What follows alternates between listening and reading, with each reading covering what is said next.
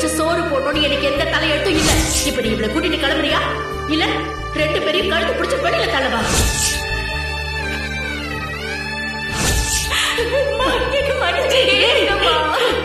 இனிமே என் வாழ்க்கையில உனக்கு இடம் கிடையாது. நான் என்னன்னு நீ நினைச்சுக்க, நீ என்னன்னு நான் நினைச்சுக்கிறேன். என் கனவு நல்லா இருந்து என்ன மாதிரி வெறுப்பேதாத.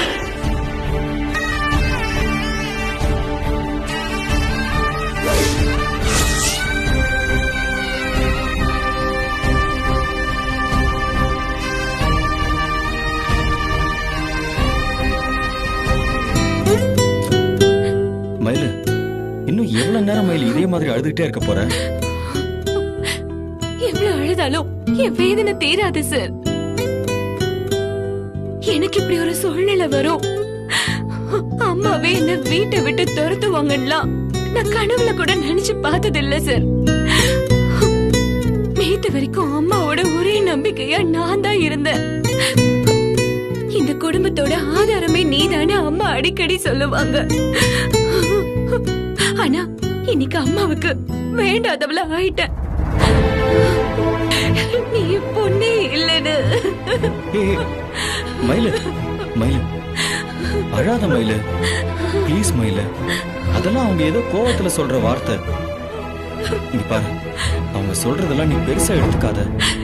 இல்ல சார், அம்மாவோட பிடிவாதமும் வைராக்கியமும் உங்களுக்கு தெரியாது. எனக்காக அவங்க வாழ்க்கையவே தூக்கி எரிஞ்சிட்டு வந்தவங்க இன்னைக்கு அவங்க வைராக்கியத்துக்காக என்னையே தூக்கி எரிஞ்சிட்டாங்க. ஒரே நல்ல என் வாழ்க்கை இப்படி தலையிழா மாறிடும்னு நான் எதிர்பார்க்கவே இல்ல சார். அழாத மயிலு. இன்டர்வியூ வரைக்கும் அதை எப்படியாவது இந்த ரகசியத்தை காப்பாத்திடலாம்னு நினைச்சிட்டு இருந்தேன். இவ்வளவு நாளா என்ன காப்பாத்திட்டு இருந்த சாமி தான் சார் இன்னைக்கு என்ன காட்டி கொடுத்துருச்சு. சரி, நானும் கேட்கணும்னு நினைச்சேன், ஆன்ட்டிக்கு எப்படி நம்ம கல்யாணத்தை பத்தி தெரிஞ்சது? நான் செஞ்ச தப்புதான் சார். கோயில்ல சுமங்கலிகளுக்கு தனியாவும் கன்னி பொண்ணுங்களுக்கு தனியாவும் கியூ இருந்துச்சு. பூஜையில வச்ச குங்குமத்தை சுமங்கலி பொண்ணுங்க தாலியில வச்சுக்கிட்டா புருஷனோட ஆயுள் கூடும்னு சொன்னாங்க.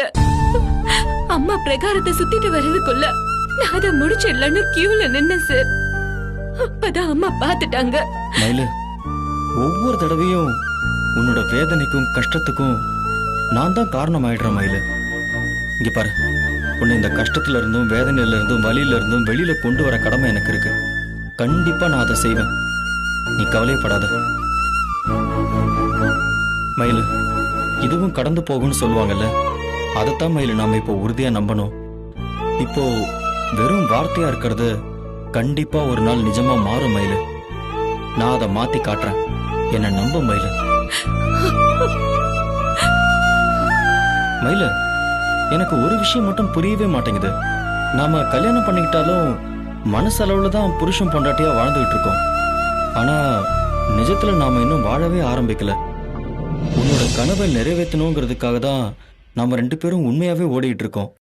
ஆனா ஆன்ட்டியும் அதெல்லாம் பார்த்துக்கிட்டு தான் இருக்காங்கங்கிறதுனால இந்த விஷயம் தெரிஞ்சாலும் அவங்க பெருசா ரியாக்ட் பண்ண மாட்டாங்கன்னு நான் நினைச்சேன். ஆனா அவங்க இந்த அளவுக்கு எதிர்ப்பாங்கன்னு சொல்லிட்டு நான் நினைச்சு கூட பார்க்கல மயிலு.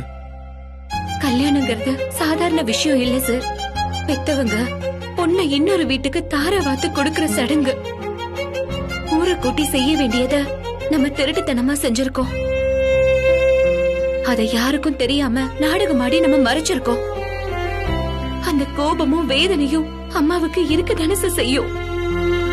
கரெக்ட் தான் மயிலு. ஆனா இப்ப ஆன்ட்டியோட கோபம் குறையறதுக்கு ஒரே ஒரு வழிதான் இருக்கு. நாம கல்யாணம் பண்ணிட்டதுனால நீ உன்னோட நோக்கத்துல இருந்து விலகிட்டேன்னு ஆன்ட்டி நினைக்கிறாங்க. அது உண்மை இல்லைன்னு சொல்லி நீ தான் அவங்களுக்கு நிரூபிச்சு காட்டணும். எல்லா ப்ராசஸையும் கிளியர் பண்ணி ஆன்ட்டி முன்னால நீ ஒரு IPS ஆபீசரா நின்னு காட்டணும் மயிலு. இதை மட்டும் நீ சாதிச்சு காட்டிட்டேன்னு வை, கண்டிப்பா ஆன்ட்டி உன்னை மன்னிச்சு ஏத்துப்பாங்க மயிலு. மயிலு, இனிமே நாம 2 பேரும் இதை டார்கெட்டா வச்சுதான் ஓடணும். நானும் அதை தான் யோசனை பண்ணி வச்சிருக்கேன் சார். நம்ம கல்யாண விஷயம் இப்ப எல்லாருக்குமே தெரிஞ்சு போச்சு. இன்னைக்கே கூட நம்ம வாழ்க்கையை நாம ஆரம்பிக்கலாம். ஆனா எனக்கு அதுல சுத்தமா உடன்பாடே இல்ல மயிலு. நீ சொன்ன மாதிரி நம்ம கல்யாணம் ஒரு விபத்து மாதிரி நடந்து போச்சு. நாம வாழ்க்கை ஆரம்பிக்கிறத விட ஆன்ட்டியோட கனவை நிறைவேற்றுறது தான் நம்மளோட ஒரே நோக்கமா இருக்கணும் மயிலு. இங்க பாரு, என்னைக்கு நீ ஐபிஎஸ் ஆபீசர் ஆகுறியோ அன்னைக்கு தான் உனக்கும் எனக்கும் புருஷன் பொண்டாட்டியா முதல் நாள். அது வரைக்கும் நான் போய் வெளியே படுத்துக்கிறேன், நீ இங்கே படுத்துக்கோ, சரியா? சரிங்க சார். மயிலு, இதுக்கு மேலேயும் சார்னு கூப்பிட்டு என்ன நோகடிக்காத மயிலு. நீ எப்பவும் போல நார்மலா என்ன ஜீவானே கூப்பிடு, சரியா? உடனே கூப்பிட முடியாத, கொஞ்சம் டைம் ஆகும் சார். ம், சரி.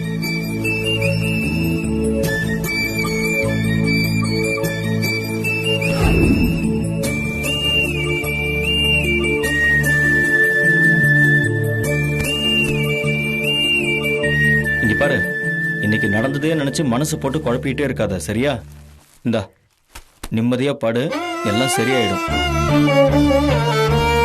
நிம்மதியா தூணு மயிலு.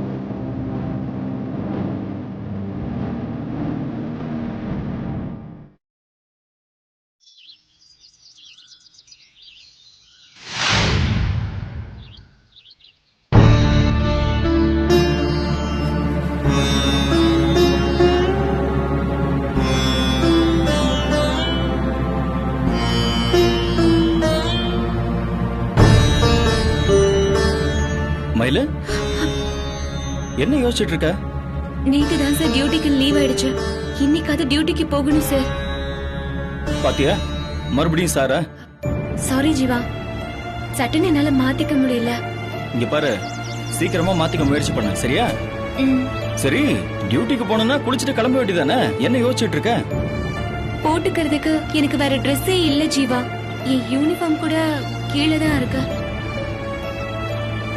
சரி, நான் கீழே போய் யூனிஃபார்ம் எடுத்துட்டு வரேன். வேணாம் ஜீவா, அம்மா ஏற்கனவே கோவத்துல இருக்காங்க, ஏதாவது பேசிடுவாங்க.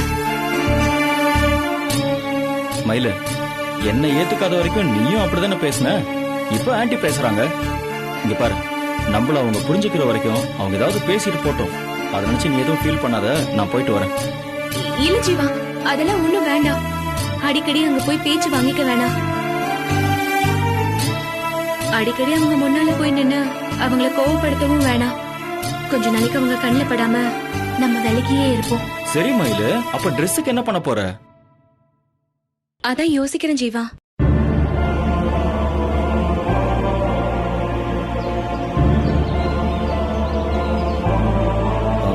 சரி, அப்ப நீ ஒண்ணு பண்ணு மயிலு, மணிமேகலைக்கு போன் பண்ணி ஒரு 2 hours பெர்மிஷன் கேளு. அப்படியே உனக்கு செட் ஆகிற மாதிரி எக்ஸ்ட்ராவா ஏதாவது யூனிஃபார்ம் இருக்கான்னு கேளு. அதுக்குள்ள கடை திறந்துருவாங்க, நான் உனக்கு செட்டா வேணுங்கிற ட்ரெஸ் எல்லாம் எடுத்துட்டு வந்துடுறேன், சரியா? யூனிஃபார்முக்கு என்ன பண்ணலான்னு மணிமேகலை இன்ஃபார்ம் பண்ணதுக்கு அப்புறம் நம்ம முடிவு பண்ணிக்கலாம். ஓகே ஜீவா.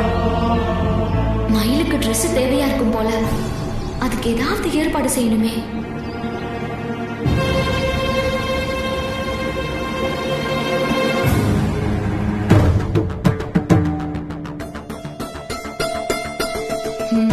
இதான் சரியான நேரம், நம்ம நாடகத்தை ஆரம்பிச்சிட வேண்டியதுதான்.